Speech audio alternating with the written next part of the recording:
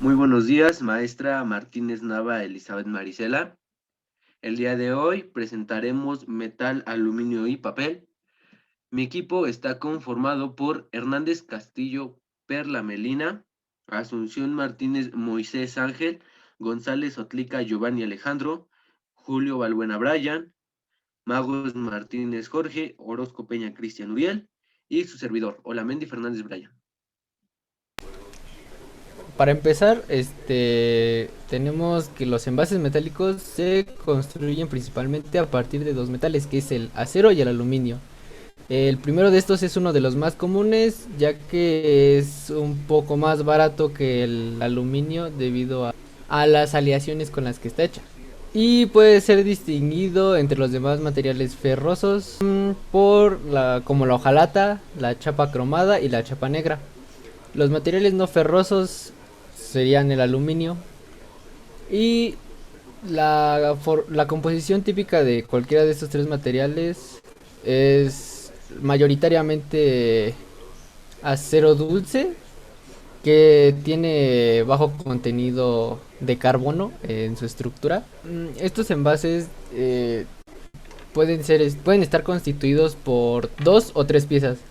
Los primeros son de un tubo con fondo constituido por una sola pieza, además de la tapa suelta que posteriormente se une. Mm, Y los de tres piezas que constan de un tubo soldado por una de sus generatrices, más las dos tapas unidas a sus extremos. La mayoría de las latas de conserva son un claro ejemplo de estos envases de tres piezas por la forma en la que están unidos los bordes de los tubos metálicos. La fabricación que lleva los envases de tres piezas, el corte de las bobinas en hojas rectangulares, la aplicación de decoración externa si es que así se requiere, la aplicación de barnices en tanto interiores como exteriores para evitar contaminación, el corte de las hojas que conformarán el envase, las cuales son en bandas, que es el corte primario, y un corte transversal en proporciones unitarias y rectangulares, que sería el corte secundario. Llevan conformación de un cilindro, están unidos por soldadura eléctrica de su generatriz, que es el hilo de cobre. Están barnizados por segunda vez en el interior como en el exterior de la costura lateral.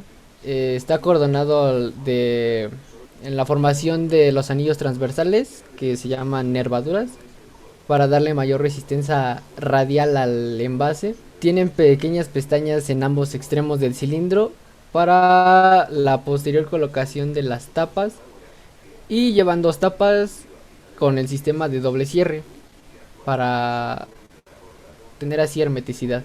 Los envases de dos piezas son un poco distintos, ya que son hechos a partir de una simple embutición que solo consta de un golpe. Y esta forma de realizar los envases es un poco más antigua o anterior a la de las tres piezas, debido a la poca altura que tiene este envase para lo que está destinado a almacenar en su interior. Y las técnicas básicas que se ocupan en esta fabricación de este tipo de envase es la de embutición, reembutición, la DRD, y la embutición de estirados, la DWI. Y para esto va a hablar mi compañero Brian, Julio Balbuena. Yo fui Cristian Uriel, Orozco Peña. Envases embutidos. Son aquellos cuya alta es igual o mayor a la mitad del diámetro. La embutición se hace en varias operaciones. Esta técnica se pone un elevado costo del equipo, lo que hace que este tipo de envases no se haya extendido tanto como otro tipo de envases. Envases embutidos estirados. Son envases de pared muy delgada utilizados para productos envases bajo presión. Se obtiene a partir de un disco metálico sin barniz de espesor relativamente elevado, mediante las siguientes etapas. Presa de copas, embutición simple a mayor diámetro en el diámetro nominal del futuro envase. Reembutición, Reduce el diámetro a su dimensión nominal. Tras estiramientos se produce el alargamiento progresivo de las paredes. Son reducidos de su espeso a diámetro constante. Formación de domo por estampación, sin reducción del espesor. Recorte del extremo superior no uniforme por alargamiento irregular. Entallado, reducción del diámetro a la boca, pestañeado o formación de la pestaña. Los envases de WI son, por concepto y características, son particularmente adecuadas para cervezas y bebidas carbónicas. Se ha intentado utilizar para productos alimenticios, esterilizados y bebidas no carbónicas, pero existen grandes diferencias en las exigencias técnicas de estos productos por las diferentes tensiones mecánicas que deben soportar. En las bebidas carbonatadas, las presiones existentes refuerzan las paredes del envase, incluso las finas. Bueno, ahora estas son las normas que se ocupan para los metales, tanto para su envasado como el almacenamiento, los símbolos que contienen y sus evaluaciones tanto de cierre como de toxicidad en algunas de estas. El proceso que lleva el metal es llamado fundición, el cual implica más que una simple fusión del metal, la extracción de la mena. La mayoría de las menas minerales son compuestos en los que el metal está combinado con el oxígeno, el azufre o el carbono y el oxígeno, entre otros elementos. Para obtener la forma elemental de este compuesto del metal, se debe producir una reacción química de reducción que descomponga estos compuestos. Para ello se requiere la fundición y el uso de las sustancias reductoras que al reaccionar con los elementos metálicos oxidados los transformen en las formas metálicas. En algunos alimentos se pueden llegar a encontrar metales pesados. Los metales pesados llegan a contaminar los alimentos que por diversas formas, las cuales pueden ser debido al suelo, bueno, a la contaminación desde el suelo en el cual se producen los alimentos, lodos residuales, los fertilizantes químicos, plaguicidas empleados en agricultura y el uso de otros materiales. En particular, el pescado es uno de los productos que más es complicado en la contaminación por metales pesados debido a que estos son bioacumulables en la cadena alimentaria. Al acumularse en el medio acuático, los peces ingieren a través de su dieta y se va acumulando dentro de su organismo hasta que posteriormente llega al consumidor y de ahí se contamina. Su inocuidad. Los detectores de metal de alimentos son equipos electrónicos que se diseñan para su uso industrial y estos cuentan con la capacidad para detectar presencias de determinados metales y cuando los productos pasan ellos. Su uso resulta imprescindible ya que esto es parte necesaria para que se cumplan los estándares de seguridad y calidad de los productos, además de que ofrece numerosos beneficios que se ven reflejados en la productividad. Algunas de las normas de calidad de la inocuidad que se presentan para los metales en los alimentos es la HACCP, IFS, BRC e la ISO 22000. El aluminio. Yo les voy a hablar sobre el aluminio y la contaminación entre los alimentos y los metales frecuentes.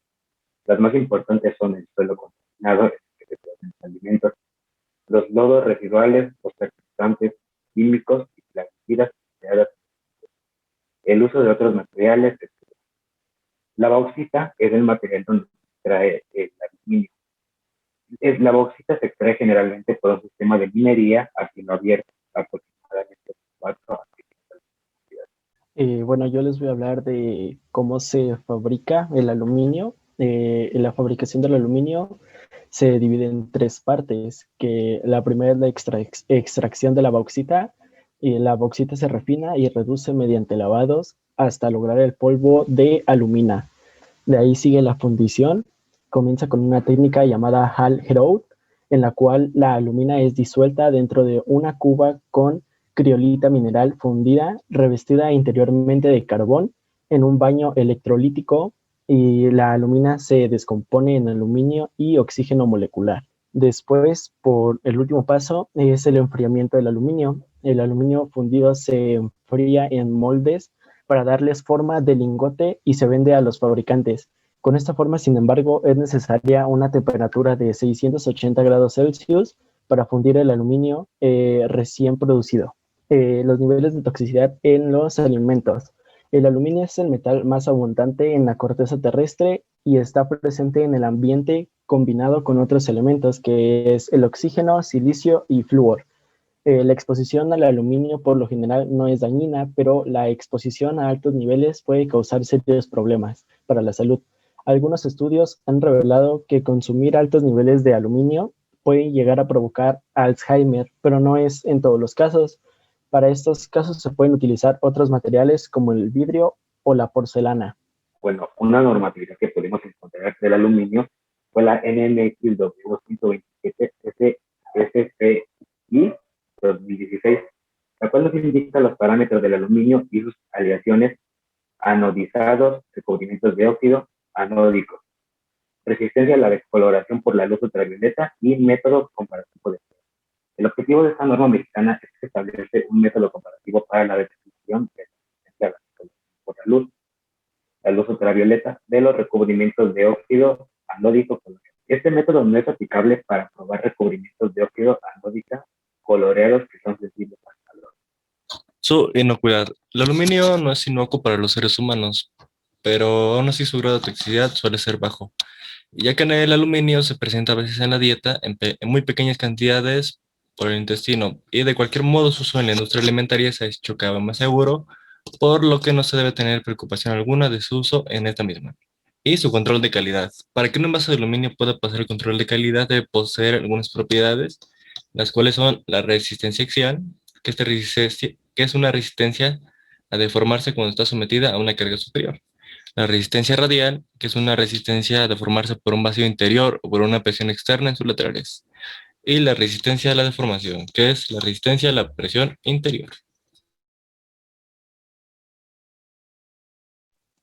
Por último, pero no menos importante, tenemos al papel, y para comenzar esto tendremos que saber que el papel es un material compuesto por celulosa que se transforma en pasta en procesos mecánicos o químicos, y dependiendo del proceso al que se someta dará origen a distintos tipos de papel. Los empaques que son hechos a base de papel cumplen con funciones como empaques primarios o secundarios para productos alimenticios. Son una alternativa frente a los empaques plásticos con valores diferenciadores e impactos positivos a la cadena de suministros, mucho más allá del transporte y la protección. En la industria alimentaria tienen varias aplicaciones, por ejemplo, en las tortillerías, en la panadería, en restaurantes y en tiendas de comida, usándose en productos lácteos como quesos y mantequilla, así como envolturas de dulces y galletas, frituras o helados, al igual que en comidas rápidas, carnes, frutas, verduras, pan y tortillas.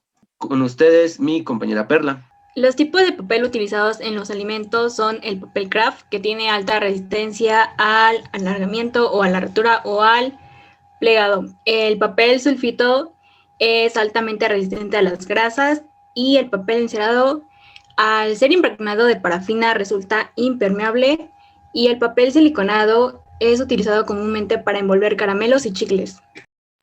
Normas para el papel. Para todo producto o empaque comercial existen leyes o normas las cuales regulan, y en el caso del papel las normas son la NOM 092 SA 1 1994, bienes y servicios, método para la cuenta de bacterias aerobias en placa, la NOM 113 SSA 1 1994, bienes y servicios, método para la cuenta de microorganismos coliformes totales en placa, y la NMXEE 74 1980 de envase y embalaje, papel y cartón, terminología.